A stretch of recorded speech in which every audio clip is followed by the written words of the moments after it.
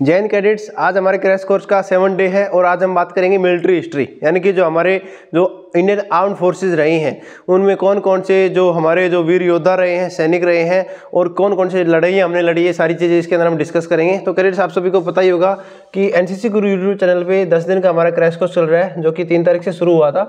तो कैडेट्स, आज का जो हमारा टॉपिक है वो हमारा मिलिट्री हिस्ट्री। तो कैडेट्स, अगर हम बात करें कि मिलिट्री हिस्ट्री होती क्या है, मिलिट्री हिस्ट्री का मतलब होता है humanities discipline which cops with the armed conflicts, history of humanity and its impact, यानी कि कौन कौन सी लड़ाइयाँ हुई है, उनकी हिस्ट्री क्या है, कैसे हुई थी और उनके जो इम्पैक्ट है सोसाइटी पे, इकोनॉमी पे या ग्रोथ पे, सारी चीज़ें हम इसके अंदर डिस्कस करते हैं। The essential subject of military history के कुछ जो इंपॉर्टेंट सब्जेक्ट वो क्या क्या है cadets? Causes of war, the social and cultural foundations, military doctrine on each side, the logistic, leadership, technology, strategy and tactics used, how these changed over time, और किस तरह से जो टेक्नोलॉजी है, किस तरह से जो हमारे बैटल फील्ड है वो चेंजेस हुए, किस तरह से हमारे नए नए हथियार, ये सारी चीज़ें हम इसके अंदर मिलिट्री हिस्ट्री के अंदर पढ़ने वाले हैं।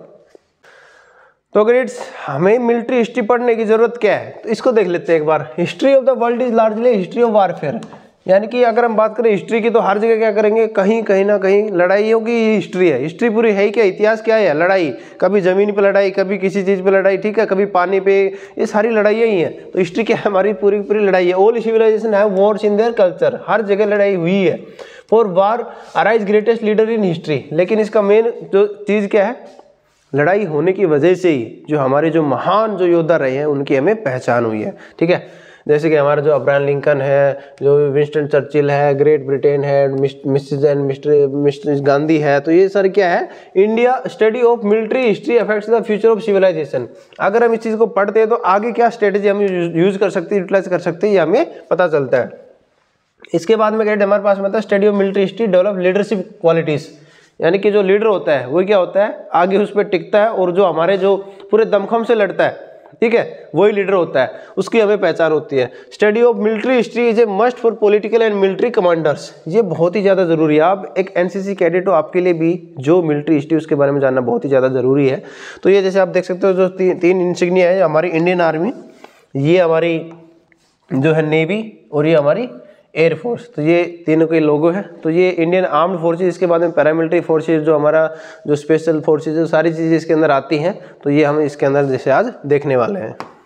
तो कैडेट्स, आगे बढ़ने से पहले हम देख लेते हैं कि इसके अंदर जो होते हैं कुछ हमारे बायोग्राफी दी गई है। तो हमारे इंडिया के अंदर 2 फील्ड मार्शल हुए हैं, तो जनरल करियप्पा और जो हमारे जनरल सैम मानेकशॉ, ये क्या हुए हैं, 2 हमारे बीच में फील्ड मार्शल रहे हैं। तो उनकी बायोग्राफी के अंदर हम देखेंगे।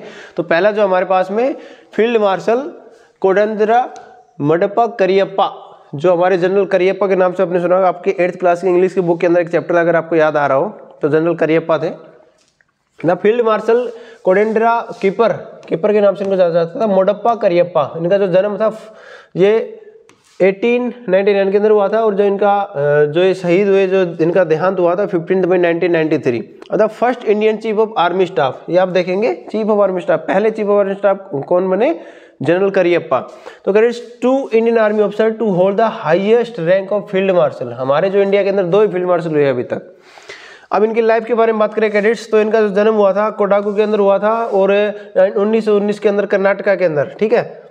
तो कैडेट्स, इसके अगर हम बात करें तो first batch of KCO king commission Indian officer इनको जो है वहाँ पे इन्होंने ज्वाइन किया, और जो दिल्ली कॉलेज एट इंदौर वहाँ से इनका जो ज्वाइनिंग हुई थी, उसके बाद में टेम्पररी 2nd लेफ्टिनेंट बने, फिर कैप्टन बने, और जो डोगरा इन मेसोपोटामिया वहाँ पे इन्होंने जो है अपनी सर्विस दी, अलग अलग जगह पर इन्होंने सर्विस दी, इराक, ईरान, ये सारी चीज़ें हम देखेंगे। उसके बाद में 2nd queen Victoria on Rajput light infantry इन्होंने जो है ज्वाइन की। उसके बाद में हमारा जो है फर्स्ट इंडियन ऑफिसर बने, कौन से, first Indian officer staff college Quetta in 1993, विदेश के अंदर जो है अपना कोर्स किया, वो फर्स्ट इंडियन थे। यानी कि ये देखना, बहुत सारे कीर्तिमान स्थापित करेंगे, हम पहले ही बात कर रहे हैं क्योंकि 1947 यानी आज़ादी से पहले की बात करें तब ये थे। और उसके बाद में जैसे आपके बने ये मेजर 1938 में, पहले क्या बने थे, पहले क्या बने थे कैडेट्स, टेम्पररी 2nd लेफ्टिनेंट, फिर क्या बने कैप्टन, फिर क्या बने मेजर। तो आप अंदाज़ा लगा सकते हैं कि जो हमारा रैंकिंग सिस्टम है इंडियन आर्मी का, नेवी का, एयरफोर्स का, ये सारा पहले से चला आ रहा है ऐसे, ठीक है। अब कैडेट्स, ये हमारे सर जनरल करियप्पा जी हैं और हम देखेंगे इनके बारे में, जो हमारा जैसे इराक, सीरिया, ईरान, इन्होंने जो बर्मा, यहाँ सब हमारे क्या है वजीरिस्तान, इन्होंने सर्विस दी है। उसके बाद में फर्स्ट इंडियन ऑफिसर, ये देखेंगे आप फिर से first command of unit in 1942, पहली बार कोई ऐसे इंडियन जिन्होंने जो हमारे कोई भी ट्रुप को जो है कमांड किया हो। फिर ये क्या बने, टेम्परेरी लेफ्टिनेंट कर्नल, ठीक है, ये आप देख रहे हो प्रमोशन होता जा रहा है इनका। उसके बाद में 26 division engage in clearing the Japanese from Burma, यहाँ भी इन्होंने अपना ड्यूटी दी। First officer of the order of the British Empire, ये आपका जो है इनको वो मिला था। Brigadier of the frontier brigade group, उसके बाद में ब्रिगेडियर बने। और फिर the deputy chief of the general staff, पहले डिप्टी जनरल बने, उसके बाद में फर्स्ट क्या बनेंगे ये ईस्टर्न आर्मी कमांडर यानी कि चीफ ऑफ आर्मी स्टाफ, ठीक है। देन आपके पास में कैडेट्स जो 1947-48 के अंदर जो अपना जो पाकिस्तान में जैसे विभाजन हुआ, उस टाइम पे क्या थे हमारे पास में general officer command, GOC in chief थे वेस्टर्न कमांड के। और जो जोजिला और द्रास और जो आपका कारगिल था, यहाँ पे इन्होंने पूरा अपना योगदान दिया था। On 15 January 1949 first Indian commander in chief of the Indian army, ये first chief of army staff, ठीक है, imperial army into a national army, यानी कि जो हमारी जो पुरानी जो अंग्रेजों के ज़माने की जो ब्रिटिश जो रूल्स चल रहे थे उनको चेंज करके इन्होंने काफ़ी कुछ इसके अंदर अपना योगदान दिया। उसके बाद में कैडेट्स हमारे पास में आता है हायर कमांड्स एंड ऑफिसर्स, इन्होंने कहाँ अपने जो हायर जो अपने डिसीजंस लिए वो क्या है, retirement from Indian army 1953 retire हो गई। उसके बाद में रिटायर होने के बाद में इन्होंने क्या किया, ऑस्ट्रेलिया और न्यूजीलैंड के साथ में इन्होंने काम किया। उसके बाद में कैडेट्स हमारे पास में गवर्नमेंट ऑफ इंडिया ने क्या किया, एट द एज ऑफ 87 1986 में इनको फील्ड मार्शल की रैंक दी। और इस तरह से ये हमारे इंडिया के पहले फील्ड मार्शल बने, जनरल करियप्पा। अब कैडेट जो हमारे पास में सेकंड जो आते हैं जनरल सैम मानेकशॉ, यानी कि फील्ड मार्शल सैम मानेकशॉ। आपको पता ही होगा कि एक मूवी इनके ऊपर आई है, और जो हमारे जो फील्ड मार्शल सैम मानेकशॉ साहब है, इनके बारे में हम थोड़ा पढ़ लेते हैं। जो इनके जो जन्म है वो 3 अप्रैल 1914 को, और जो हमारे जो ये सर्विस इस तरह से जो पॉपुलर सैम बहादुर, जैसे आपको जो गोरखा राइफल्स हैं उनके अंदर जब ये अपने गए तो वहाँ पे एक जो सिपाही थे उनसे पूछा कि भाई हमारा नाम क्या है, आपने मूवी के अंदर देखा होगा तो वो बता दें कि वो डरते हुए तो सैम, और फिर सैम बहादुर साहब, तो इस तरह से इनका नाम क्या पड़ गया, सैम बहादुर। ये बड़े निडर थे, किसी से नहीं डरते थे, ठीक है। आयुब खान क्या धैर्य धैर्य उड़ा दिया था, ठीक है। First Indian army officer to be provided the 5 star rank, ये पहले आर्मी ऑफिसर थे, ठीक है, इनको मार्शल की रैंक दी पहले। और ये जो मार्शल जो फील्ड मार्शल की रैंक है देखिए कैसे जाती है, कोई एक्स्ट्राऑर्डिनरी जो परफॉर्मेंस होती है उनको दी जाती है। अभी तक इंडिया में 2 को मिली है। तो ये बनना क्या चाहते थे, डॉक्टर, ठीक है। क्यों, क्योंकि इनके फादर साहब भी डॉक्टर थे। तो इन्होंने 15 की उम्र में क्या किया, अपने जो फादर साहब उनसे रिक्वेस्ट की कि भाई हमें विदेश जाना है, डॉक्टरेट की पढ़ाई कर, डॉक्टर की पढ़ाई करनी है, लेकिन उन्होंने क्या कर दिया, मना कर दिया। तो उससे रिवेंज लेने के लिए फिर इन्होंने क्या किया कि अपने फार्म भर दिए, और फिर ये जो है आर्मी के अंदर भर्ती हो गए। तो इनका पहले देख लेते कि भाई शुरुआती जीवन कैसा था। तो first batch of Indian military academy, ये क्या था, through Sam Maxon initially through processing his cursor doctor, लेकिन उन्होंने फर्स्ट बैच जो था 1930 उसके अंदर पहले जो ये कैडेट बने। उसके बाद में 2nd battalion royal scouts, 4th battalion of 12th frontier force regiment, 54th Sikh following partition, ये इन्होंने जैसे अलग अलग जगह पे अपनी सर्विस दी। उसके बाद में पार्टीशन हुआ, उसके बाद में हमारा जो 16th पंजाब रेजिमेंट है उसके अंदर रहे, ये कमांडर रहे। उसके बाद 3rd बटालियन, फिर आपका जो 5th गोरखा राइफल्स, फिर हमारे पास में 8th गोरखा राइफल्स। फिर जैसे 5 जो वार हुई, पहले तो जैसे वर्ल्ड वार जो आपकी क्या थी, 2nd, उसके बाद में जैसे 4 जो वार हुई वो, तो ब्रिटिश इंडियन आर्मी ने वर्ल्ड वार 2nd, उसके बाद में इनको क्या नवाजा गया, मिलिट्री क्रॉस, इनको जो है मिलिट्री क्रॉस से, आपने मूवी के अंदर भी ये देखा होगा। और इनके नाम के आगे क्या लगता है, ये जो आपकी इनकी डेकोरेशन है वो क्या है, मिलिट्री क्रॉस।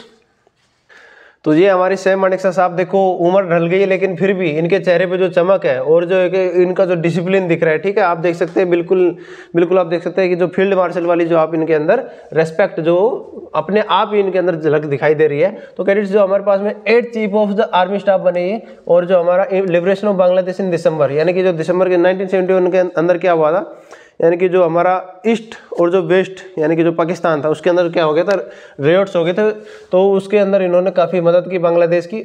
और आपको पता ही होगा कि 90,000 जो ये जो स्टोरी है, ठीक है, आपने मूवी के अंदर बहुत अच्छे से देखा होगा कि उन्होंने एक साथ सरेंडर किया था। बिगेस्ट जो हिस्ट्री के अंदर जो मिलिट्री जो सरेंडर था वो ये था। तो पद्म भूषण से इनको नवाजा गया, और जो पद्म विभूषण से इनको नवाजा गया। जो हम कैडेट्स आपको बता रहे 90,000 की, तो इन्होंने वो अपने ऊपर नहीं लिया कि भाई ये सारा काम मैंने कि किसी के थ्रू जो है उसको करवा, जो हम आगे नाम बताएंगे। अब जो इनकी अर्ली लाइफ है 1914 के अंदर अमृतसर में इनका जन्म हुआ। और ये जो सैम सर के जो फादर साहब थे, वो कैप्टन थे इंडियन आर्मी के अंदर। फिर जो वर्ल्ड वार फर्स्ट भी उन्होंने लड़ी थी, और जो लंदन के अंदर ये जाना चाहते थे गायनेकोलॉजिस्ट की स्टडी करने के लिए, सैम बहादुर साहब जो हमारे थे, वो गायनेकोलॉजिस्ट की स्टडी करना चाहते थे, डॉक्टर बनना चाहते थे, लेकिन उनके फादर साहब ने मना कर दिया था क्योंकि वो 15 साल के ही थे।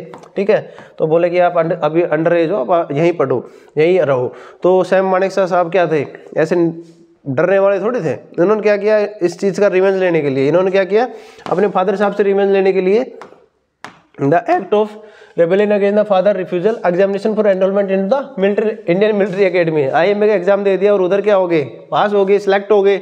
उसके बाद में इनका मिलिट्री कैरियर शुरू होता है। वर्ल्ड वार सेकंड सबसे पहले, फिर आपका पाकिस्तान, चाइना और जो इंडिपेंडेंस, ये तो सारी इन्होंने लड़ाइयाँ लड़ी। उसके बाद में क्या बने, 8th चीफ बने, 8th chief of army staff. उसके बाद में Indian first field marshal after independence, independence के बाद में फर्स्ट जो है फील्ड मार्शल बने। ठीक है, नेक्स्ट हम बात करें प्रमोशन टू फील्ड मार्शल। ये कब हुआ, कैसे हुआ? तो पहले जैसे आपका चीफ ऑफ डिफेंस स्टाफ थे जून 1970 में। फिर आपका जो है जो 1971 के अंदर जो लड़ाई हुई हमारी किसके साथ में, जो पाकिस्तान के साथ में, उसके बाद में इन्होंने 3 अक्टूबर 1972 जो हमारे दैन जो प्रधानमंत्री जी श्रीमती इंदिरा गांधी जी, उन्होंने क्या कर दिया, फील्ड मार्शल का इन्होंने इनका ऐलान कर दिया। तो लेकिन कुछ लोग जो इनके जो कंट्रेरी थे वो क्या कर रहे थे कि भाई नहीं, हम इससे एग्री नहीं है, ये वो तो कुछ चीज़ें चलती है, लेकिन ये तो बड़ा क्या थे, एबल थे अपने, मतलब इन्होंने करके दिखाया था कुछ, तो इस चीज़ के लिए वो डिजर्व करते थे, तो उनको क्या कर दिया गया, 3 दिसंबर 1973 को इनको फील्ड मार्शल की रैंक से नवाजा गया। तो हमारे पास में कैडेट जी फर्स्ट 5 स्टार रैंक के जो होल्डर बने इंडियन आर्मी के अंदर, तो ये इस तरह से 2 हमारे पास में फील्ड मार्शल थे, जनरल करियप्पा और सैम मानेकशॉ। अब कैडेट जिस तरह से अपने पास में इंडियन आर्मी के जो फील्ड मार्शल रहे, उसी तरह से इंडियन एयर फोर्स के अंदर भी हमारे पास में जो फील्ड मार्शल रहे, यानी कि उनको एयर चीफ जो मार्शल के जो मार्शल ऑफ द एयर का जो इन्होंने नवाजा गया, ये हमारे पास में थे अर्जन सिंह। ये जो हमारे बाबा अर्जन सिंह है, बड़े ही रेस्पेक्टेड और डिप्यूटेड जो पर्सनैलिटी रहे हैं, इनका जो एक जरा हम इनकी जीवनी के बारे में थोड़ा देख लेते हैं। तो marshal of the Indian army air force, तो हम बात करें तो cadets distinguished flying cross DFC, जिस तरह से हमारा जो MC सैम मानेकशॉ साहब का जो वो था डेकोरेशन थी, इसी तरह से हमारा DFC यानी कि डिस्टिंग्विश्ड फ्लाइंग क्रॉस, ये इनका डेकोरेशन है। Only officer of the Indian Air Force to be promoted 5 star rank, इनके बाद में अभी तक तो कोई बना नहीं, आगे देखते हैं अगर कोई ऐसा कैपेबल ऑफिसर हमारे पास में आता है तो। 2002 के अंदर इनका प्रमोशन हुआ और लैलपुर ब्रिटिश इंडिया इनटू ओलग फैमिली इनका जो है जन्म हुआ, और ये pilot officer in December 1913 number 1 squadron इन्होंने ज्वाइन किया। उसके बाद में इनको DFC का अवार्ड से इनको नवाजा गया। तो कैरियर इनकी कुछ जनरल बात कर लेते हैं। कैरियर की 1932 के अंदर जो RF कॉलेज के अंदर इन्होंने एंट्री ली, उसके बाद में कमीशन हुए 1939 के अंदर, फिर उनको जो है फ्लाइंग क्रॉस मिला 1940, DFC की बात करें हम यहाँ पे। और जो हमारा 1964 जैसे एयर मार्शल बने, 1960 चीफ ऑफ एयर स्टाफ बन गए, ठीक है। 1965 के अंदर जो हमारा अवार्डेड पद्म विभूषण इनको दिया गया। फिर 1960 में रिटायर्ड हो गए इंडियन एयरफोर्स से। फिर 1971 के अंदर एम्बेसडर स्विट्जरलैंड के जो एम्बेसडर बने। उसके बाद में 1974 में हाई कमीशन टू केनिया, देखो बाहर भी इन्होंने काफ़ी जो हमारा सर्विस दिए, जो मार्शल ऑफ द एयरफोर्स बन गए, ठीक है। तो इस तरह से हमारे पास में क्या है कैडेट, जो मार्शल अर्जन सिंह जी की जीवनी है। तो कैडेट्स अगले सेक्शन में हम देख लेते हैं कि जो हमारे इंडियन आर्मी के कुछ हीरोज रहे हैं, यानी कि वॉर हीरोज, उनको कौन कौन से चक्र दिए जाते हैं और किस तरह से उनको जो है नवाजा जाता है, उनकी उनकी जो वीरता होती है उसके लिए जो उनको पुरस्कार दिए जाते हैं वो कौन कौन से होते हैं, तो हम देख लेते हैं। और army has been involve 5 major war, अभी तक जो 5 जो बड़ी लड़ाइयाँ हमारी आर्मी ने लड़ी हैं, जो 4 तो ये जो हमारा सबसे पाकिस्तान है, ये बार बार मुंह उठाता, तो हर बार हमने इसका मुंह तोड़ा है। तो 4 तो लड़ाई इन्हीं के साथ हुई है, एक हमारी क्या है चाइना के साथ लड़ाई हुई है। तो ऑपरेशन मेघदूत जो हमारा ये भी देखेंगे, ऑपरेशन कैक्टस था, ऑपरेशन पवन और ऑपरेशन रक्षक, ये सारे हमने ऑपरेशन अभी तक लड़े हैं। जैसे ऑपरेशन सफ़ेद सागर हो गया, ऑपरेशन जो हमारा, ये सारे बहुत सारे ऑपरेशन आज तक हमने लड़े हैं। तो आगे हम देख लेते हैं कौन कौन से इनको, जैसे हमारा परमवीर चक्र है, ठीक है। आपसे पूछा जाता है कि 5 परमवीर चक्र के नाम, जो अवार्डी है उनके नाम बताओ, ठीक है। फर्स्ट परमवीर चक्र अवार्डी कौन था, उनके नाम बताओ। जो अभी जैसे मोस्टली जो हमारे पोस्टमसली जो शहीद होने के बाद उनको दिए जाते हैं, कुछ हमारे जैसे कोई प्रेजेंट में भी कोई जिंदा है तो उनका नाम बताओ। तो अब एक एक करके हम आगे देख लेंगे। तो ग्रेड हम बात करें थे परमवीर चक्र और war heroes declared with PVC, war heroes, यानी कि आगे हम देखेंगे कि कौन कौन से अवार्ड होते हैं। अभी बात करें परमवीर चक्र की, तो self sacrifice degree of value इनके लिए दिया जाता है। और अभी तक टोटल 21 बार जो है ये परमवीर चक्र अभी तक दिया गया है, जिसमें से 14 यानी कि 14 जो है पोस्टमसली शहीद होने के बाद, मरने के बाद दिया गया है। और इसके अंदर कुछ जो है बाकी जो बचे हुए हैं वो जिंदा को दिया गया। तो लिटरली मीनिंग व्हील्स और cross of the ultimate brave, यानी कि हमारा जो साहस और वीरता है उसी के जो है लिटरल मीनिंग है। Medal of honour in the United States उसके इक्विवेलेंट है, और Victoria Cross in the United Kingdom ये इसके जो है पैरेलल है। तो पीवीसी वाज एस्टेब्लिश 26 जनवरी 1950 को जो देन प्रेसिडेंट ऑफ इंडिया थे उनके द्वारा जो है पीवीसी जो डिक्लेयर किया गया। उसके बाद में it can be awarded to officer all branches of the Indian military, army, navy, air force, किसी को भी दिया जा सकता है। और कोई भी जैसे हाईएस्ट गैलेंट्री अवार्ड है गवर्नमेंट ऑफ इंडिया का, जिस तरह से हमारा सर्वोच्च जो पुरस्कार होता है भारत रत्न, इसी तरह से हमारा जो वो टाइम में क्या हुआ है हाईएस्ट गैलेंट्री अवार्ड है परमवीर चक्र। अब गाइस हम बात कर ले जैसे हमारे सर विक्रम बत्रा है, इनको तो सैल्यूट करने का मन करता है कि इन्होंने जैसे आपको पता ही है कि टाइगर हिल के ऊपर जो हमारा कब्जा किया था, तो ये हमारे कारगिल युद्ध के जिस तरह से हमारे जैसे ये हमारे पास में कौन है योगेंद्र साहब है, उसके हमारे जो से हम बात कर लेते हैं पीवीसी फर्स्ट पीवीसी होल्डर अगर आपसे पूछा जाए तो कौन आप जवाब देंगे? मेजर सोमनाथ शर्मा, ये आपके क्या है फर्स्ट पीवीसी होल्डर है परमवीर चक्र, इनको पोस्टमसली दिया गया था। और ये जैसे हमारे योगेंद्र सिंह साहब है, ये हमारे क्या है जिंदा है, अभी आर्मी के अंदर सर्व कर रहे हैं, ठीक है। तो इनको क्या दिया परमवीर चक्र से नवाजा गया था, ठीक है। तो अगर आपसे पूछ लिया जाता है कि भाई 5 परमवीर चक्र अवार्डी के नाम बताओ, तो हम यहाँ पे जो भी हमारे 21 जो परमवीर चक्र अवार्डी उनके हम आपको नाम बता रहे हैं। जैसे मेजर सोमनाथ शर्मा जो पहले थे, उसके बाद में नायक जदुनाथ सिंह, फिर हमारा सेकंड लेफ्टिनेंट रामा राघोबर राणे, फिर हमारा कंपनी हवलदार मेजर पीरू सिंह। नेक्स्ट हमारे पास हम बात कर लेते हैं लांस नायक करम सिंह, फिर हमारा कैप्टन गुरबचन सिंह, ठीक है। उसके बाद अगर हम बात करें कैडेट्स तो हमारे पास में आ जाता है मेजर धन सिंह। उसके बाद में हमारा सूबेदार जोगिंदर सिंह, अभी हम जैसे हमने बात की थी, ठीक है, वो major Shaitan Singh, lieutenant colonel AB Tarapore, company quarter master havildar Abdul Hamid, lance naik Albert के, बाकी आप जो सारी चीज़ें उसमें देख लेना पीछे। Flying officer Nirmaljit Singh Seiko, ये आपसे क्वेश्चन पूछा जाता है cadets the only air force officer who got the क्या परमवीर चक्र, तो आप क्या जवाब देंगे? Nirmaljit Singh Seiko, flying officer Nirmaljit Singh Seiko. इसके बाद अगर हम बात करें कैडेट्स तो हमारे पास में आता है कि जो आगे जो परमवीर चक्र अवार्डी है वो कौन कौन हमारे पास में? सेकंड लेफ्टिनेंट अरुण क्षेत्रपाल, मेजर होशियार सिंह, ग्रेनेडियर ये जो है ग्रेनेडियर से थे। उसके बाद में हमारा नायब सूबेदार बाना सिंह, ठीक है, मेजर राम स्वामी परमेश्वरम, फिर हमारे पास में कैप्टन विक्रम बत्रा, ठीक है, ये जो कैप्टन बत्रा सर हैं।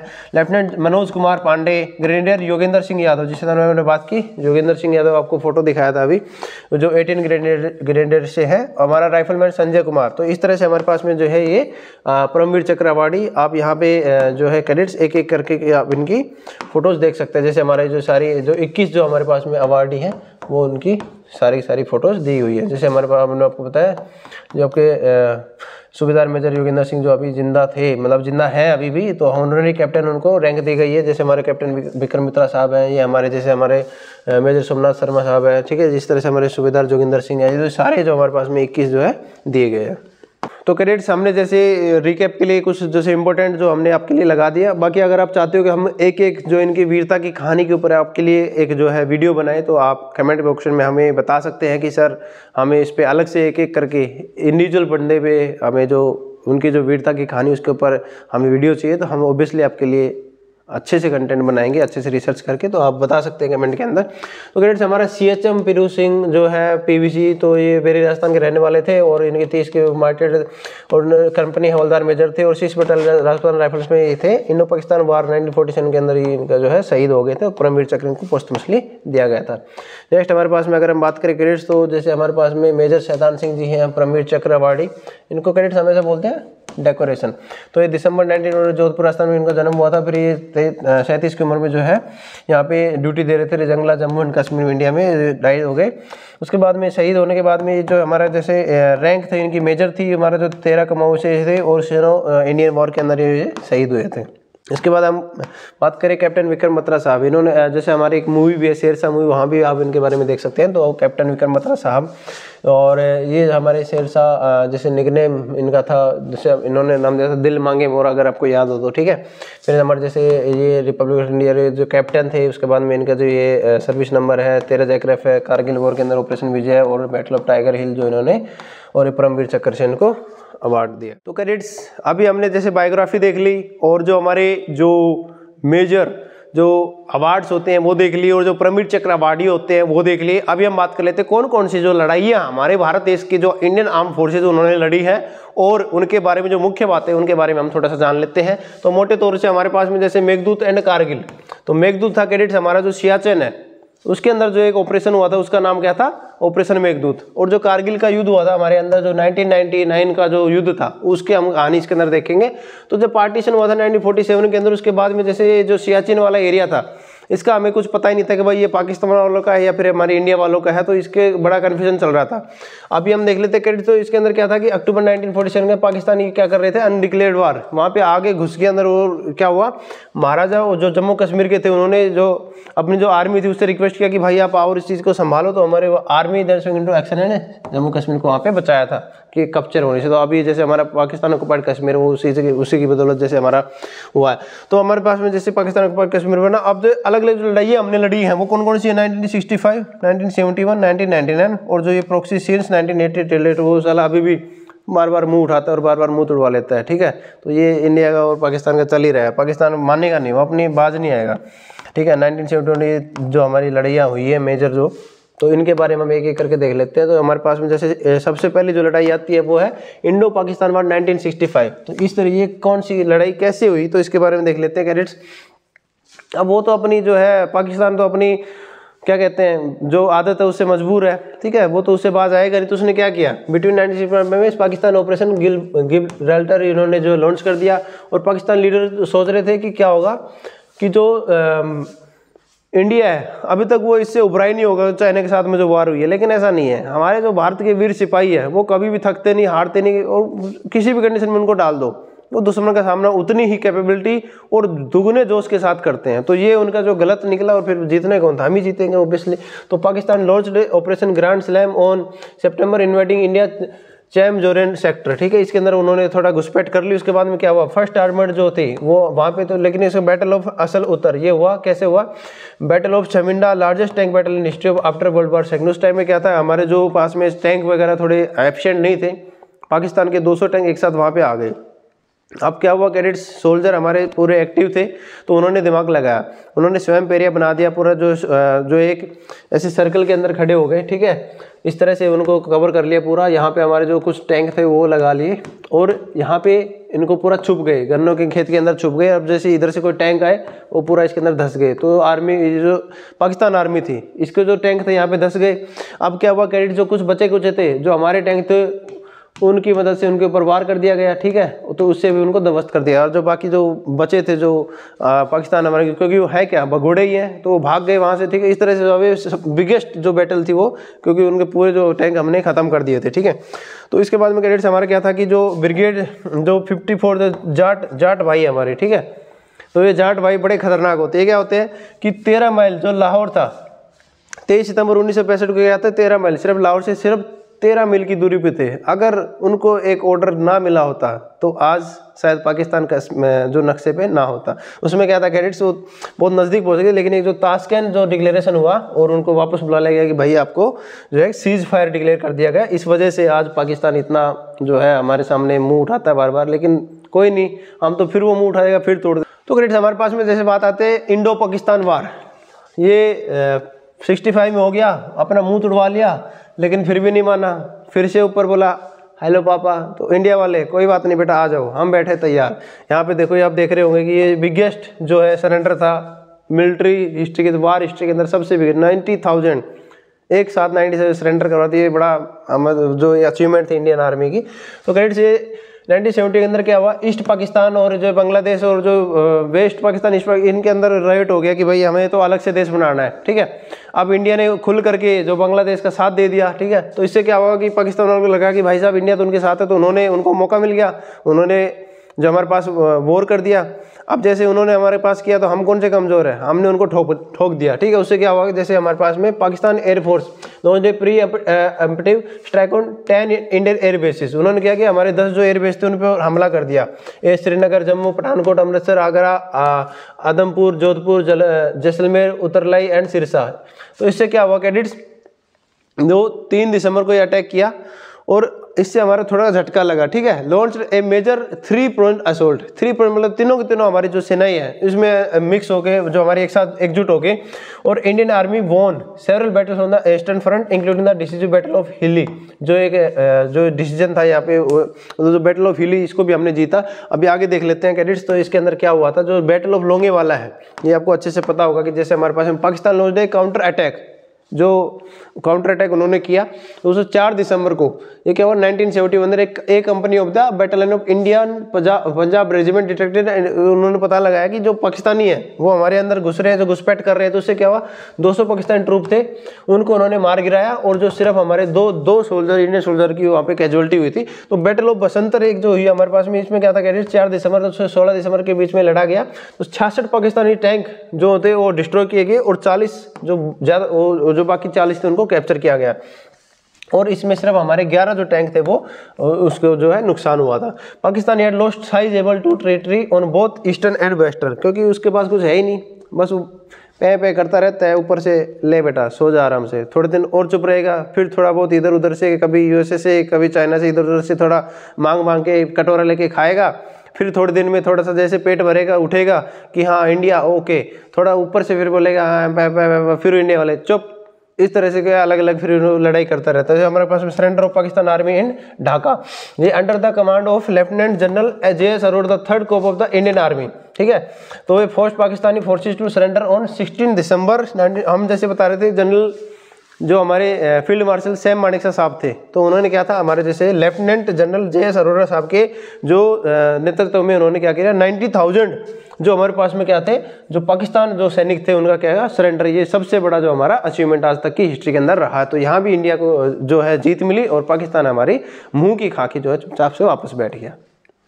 इसके बाद कैडेट्स हम बात कर लेते हैं कि हमारा जो ऑपरेशन मेघदूत, हमने आपको पहले जो इंट्रोडक्शन के अंदर बताया कि ये सियाचिन ग्लेशियर के अंदर जो हुआ था, जो हमारे पास में जो साल्तोर जो रिज था, उसके बाद हमारा जो शिमला एग्रीमेंट के बेसिस पे ये था कि भाई डिफाइंड नहीं था कि भाई किसका एरिया किसका नहीं। तो दोनों ही देश क्या कर रहे थे कि भाई उधर से पाकिस्तान इधर से इंडिया दोनों ही एक्सपीडिशन भेज रहे थे। तो इससे इंडिया वालों को लग रहा था कि पाकिस्तान वाले उस पर कब्जा जमाना चाह रहे हैं, पाकिस्तान वालों को लग रहा था इंडिया वाले कब्जा जमाना चाह रहे हैं। तो यहाँ तो जीत तो उसकी होनी थी जो ताकतवर है, और लास्ट में हुआ भी यही। तो इन्होंने क्या किया कि पॉइंट J9842, ये जो हमारा NJ9842 है thence north to the glacier, जो सबसे जो नॉर्थ पॉइंट है वो है ये। तो ये जो काराकोरम पास और ये जो इनके बीच की जो इन्होंने क्या किया कि यहाँ पे बड़ी घुसपैठ कर दी पाकिस्तानियों ने, ठीक है। तो कर्नल नरेंद्र जो बुल कुमार है यहाँ पे Indian army who led the expedition to Teram Kangri along with medical officer captain AVS Gupta, इन्होंने यहाँ पे एक्सपीडिशन किया। तो इससे पाकिस्तान वालों को डर लगने लग गया कि नहीं भाई ये तो नहीं मानेंगे। तो फर्स्ट एयर लैंडिंग जब सबसे पहले सियाचिन के ऊपर, क्योंकि सियाचिन एक ऐसा एरिया कैडेट्स जैसे ये हमारे मान लो ये है जम्मू एंड कश्मीर, ठीक है। ये आपका क्या है सियाचिन, इधर क्या है आपका POK पाकिस्तान ऑक्युपाइड कश्मीर, ये क्या आपका अक्साई चीन, ठीक है। तो ये हमारे लिए बहुत ही ज़्यादा इंपॉर्टेंट क्या है हमारे लिए एरिया है। अगर इसको हम छोड़ दें तो इससे क्या होगा कि पाकिस्तान वाले ये बिल्कुल जो चाइना और पाकिस्तान के बीच में सब कुछ क्या हो जाएगा आदान प्रदान हो जाएगा, और हम इसके ऊपर जो है बैक फुट पे आते हैं। इस वजह से हमारे पे क्या हुआ कि इसको कैप्चर करना बहुत ही ज़्यादा ज़रूरी था। तो इसके लिए फिर हमने अक्साई चीन area which is occupied by China but claimed by India, और इधर क्या होगा पाकिस्तान ऑक्युपाइड कश्मीर। तो ये चेतक हेलीकॉप्टर से पहले हमने लैंडिंग की। तो इसके अंदर देख लेते हैं कैडेट्स कि क्या हुआ था, इसकी जो भूमिका है, किस तरह से ये जो मेघदूत ऑपरेशन को अंजाम दिया गया था। ट्रेनिंग एक्सपीडिशन अंटार्कटिका, वहाँ से हमारे जो जवान थे उन्होंने ट्रेनिंग ली। 1983 के अंदर क्या हुआ arctic weather gear London supplier same supplier. तो ये क्या हुआ कैडेट्स बड़ी इंटरेस्टिंग स्टोरी है। जो पाकिस्तानी जो निर्माता थे, जो मतलब ऑर्डर वगैरह देने वाले थे, उन्होंने क्या किया कि लंदन के अंदर जो सप्लायर थे कि भाई साहब जो डीलर हैं उनको बोल रहे हैं कि आप हमें जो गियर्स दो, जो सर्दी वाले गियर्स है, कोट पैंट वगैरह जो भी होते हैं उनके मतलब हेलमेट वगैरह, कि भाई वहाँ बर्फ़ में जाएंगे मर मुरा ना जाए, तो इसके लिए उन्होंने ऑर्डर। अब हमारे यहाँ से भी जो ऑफिसर है वो ऑर्डर देने के लिए उसी सेम जो डीलर से बात करी, तो वो बोल रहे हैं भाई साहब हमारे पास में तो 150 जो हेड गियर है, जो पूरा ड्रेस का पूरा पहले से ऑर्डर आ रखा है। अब इससे थोड़ा कन्फ्यूज आ गए, बोले हम तो नहीं दे पाएंगे। तो हम जो इंडिया वाले हैं वो उनसे पूछ लिया कि भाई सब कहाँ से आए हो, तो बोल रहे पाकिस्तान। ओहो, इससे हमारे को क्या पता चल गया कि हाँ दुश्मन पहले से ही क्या कर रहा है, तैयारी करके बैठा है, तो हमें थोड़ा और एडवांस चलना पड़ेगा। तो इसी चीज़ का हमें फ़ायदा उठाया और उससे क्या हुआ, फिर जो हमारे जो लेफ्टिनेंट जनरल प्रेमनाथ हुन थे, उनको ये चीज़ दी गई थी कि भाई लॉन्च करना है। तो जो कमांडेड ब्रिगेडियर विजय छन्ना, इन्होंने क्या कर दिया, लॉन्चिंग द ऑपरेशन, ये लॉन्च कर दिया गया। तो कुमाऊं रेजिमेंट थी और इन्होंने जैसे लेफ्टिनेंट कर्नल जो हमारे खन्ना साहब थे, ठीक है, लेफ्टिनेंट जो बाद में ब्रिगेडियर बने, उन्होंने जो है अपने पिक के ऊपर जो है कब्जा जमा लिया था। तो इस तरह से जो हमारे 13 अप्रैल 1984 क्या हुआ था, ऑपरेशन मेघदूत जो ऑफिशियली लॉन्च हुआ था। तो इसके अंदर क्या हुआ, हमारे पास में जैसे first unit led by major later lieutenant colonel R S. Sandhu, तो इन्होंने जो है captain Sanjay Kumar Kulkarni second by Bilafond La. इसके अंदर जैसे आप देखेंगे जो ये तीन जो है सियाला, बियाफोंडला और जो आपका जो है गियोंगला, इनके ऊपर जैसे हमने कब्जा कर लिया। उसके बाद में जैसे जनरल परवेज मुशर्रफ वो बोल रहे हैं कि भाई साहब हमारा क्या कितना एरिया चला गया, 2553 किलोमीटर स्क्वायर, ये तो हमने बहुत, ठीक है, सियाचिन वाला तो पूरा ले लिया, अभी तुम अगर इसी तरह करते रहोगे तो पाकिस्तान वाले ले लेंगे, ठीक है। जिस तरह हमारे जाट भाई बिल्कुल 13 मील पहुंच गए थे, किस पे, लाहौर के पास में। उस दिन अगर वो ताशकंद जो ट्रीटी वाला जो नहीं आ रहा होता, जो सीज फायर नहीं रुकती, तो आज पाकिस्तान होता ही नहीं। तो आगे भी ऐसा हो सकता है, कैडेट्स, ऐसा कुछ नहीं है, ये हमारे लिए बहुत क्या होता है, बच्चों वाला खेल है। पाकिस्तान कुछ नहीं है हमारे सामने। Aftermath and current situation, the Indian army currently control all the 70 kilometres 43 mile long Siachen glacier and all of its tributary glaciers as well as the 3 main passes. जो हमने आपको बताया कि ये सारे पासेज इन्होंने ऑक्यूपाई कर लिए इंडिया ने, और पाकिस्तानी पोस्ट थी क्वेड थी, ठीक है। अब क्या हुआ कैडेट्स, एक इनके पास में क्या रह गई थी, एक पोस्ट रह गई थी। अब ये इसका नाम था क्वेड। ये बड़ा इंटरेस्टिंग स्टोरी है। अब हमारे पास में एक थे साहब बाना साहब, तो उन्होंने क्या किया कि मैं अकेला जाके लड़ूंगा, अकेला जाके जो उस पोस्ट को कैप्चर करूंगा, और वो अकेले गए अपने ट्रुप के साथ में, और जो उन्होंने बाना पोस्ट को कैप्चर कर लिया। और जो ऑपरेशन राजीव था उसके अंदर जो इनका नाम ही जो हमने बाद में उसका पीक का क्या रख दिया, बाना सिंह बैंकर रख दिया, ठीक है, बाना सिंह बैंकर। तो world today at A height of 22,140, highest जो है हाइट पे जो बैटल फील्ड है, ये हमारा बाना पोस्ट है, और इसी के बदौलत इनको परमवीर चक्र भी दिया गया।